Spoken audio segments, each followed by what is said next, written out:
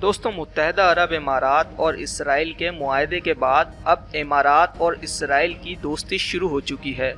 सबसे पहली दोस्ती की जो तस्वीर सामने आई वो आपकी स्क्रीन पर है।